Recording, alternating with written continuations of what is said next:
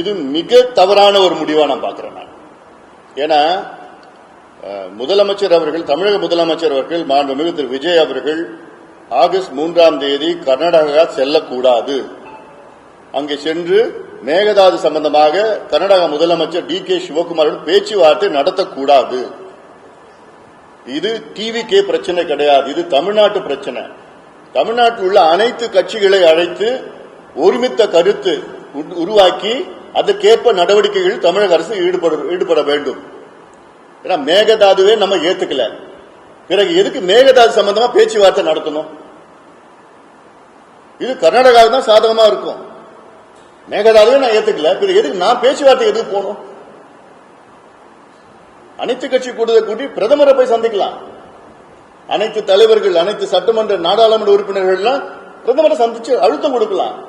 நீங்க கர்நாடகாவில இருந்து டிபிஆர் அவங்க வந்து செயல்படுத்த தடை செய்யுங்க. இந்த மேகதாது அணைக்கு வந்து டிபிஆர் டீடைல் ப்ராஜெக்ட் ரிப்போர்ட் விரிவான திட்ட அறிக்கை வந்து வேகமா தயார் செஞ்சுட்டு இருக்கிறாங்க. அதை தடை பண்ணுங்க. அது பிரதமர் தடை பண்ணலாம், நீர்வளத்துறை மத்திய அமைச்சர் தடை பண்ணலாம். அதுதான் இன்னைக்கு செய்யணும். தவிர பேச்சுவார்த்தையில் என்ன பேச்சுவார்த்தை? கர்நாடகா அடாவடியா நாங்க கட்டியே தீருவோம்னு அங்க முதலமைச்சர் சொல்லிட்டு இருக்கிறாரு. அவர்கிட்ட போய் நம்ம என்ன பேசுறது? ஏற்கனவே சட்டமன்றத்தில் ஒரு தவறான ஒரு ஏதோ அதாவது திருத்தம் தீர்மானம், திருத்தப்பட்ட தீர்மானம். அந்த தீர்மானத்தில் திருத்தம் என்னன்னா மேகதாது நடுவர் மன்றம் அமைக்கலாம்னு ஒரு திருத்தம் கொண்டு இருக்காங்க, அமெண்ட்மெண்ட். அதுவே தப்பு. மேகதாது ஏத்துக்காத போது அப்புறம் அதுக்கு நடுவர் மன்றம் எப்படி நம்ம ஏத்துக்க போறோம்? அதுக்கு பேச்சுவார்த்தை எப்படி நம்ம ஏத்துக்க போறோம்? அதனால எந்த வகையிலையும் மேகதாது சம்பந்தமா பேச்சுவார்த்தை நடைபெறக்கூடாது. காவிரியில தண்ணி விடுறீங்களா? அந்த பேச்சுவார்த்தை 2 நாளுக்கு முன்பு டெல்லியில நடந்தது. காவிரி மேனேஜ்மெண்ட் போர்டு வந்து கூட்டம் டெல்லியில நடந்து 2 நாளுக்கு முன்பு. கர்நாடகாவில் இன்னைக்கு 62 டிஎம்சி தண்ணி அவங்க டேம்ல வச்சிருக்கிறாங்க.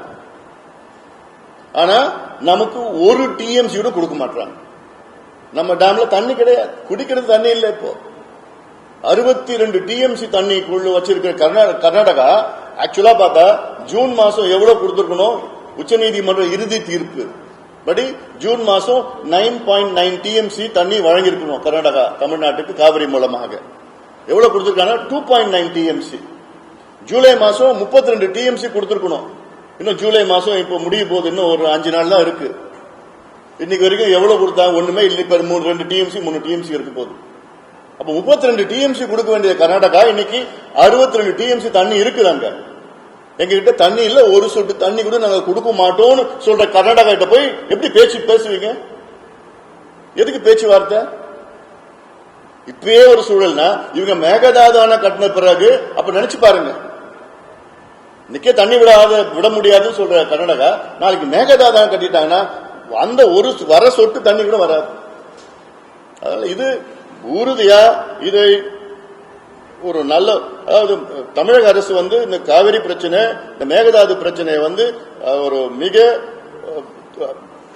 ஒரு தைரியமா கையாளணும், ஒரு பக்குவமா கையாளணும். இது ஒரு, ஏன்னா இது வந்து கர்நாடகா கிட்ட அந்த அட்வான்டேஜ் விடக்கூடாது. பேச்சுவார்த்தைன்னு எதுவும் இருக்கக்கூடாது.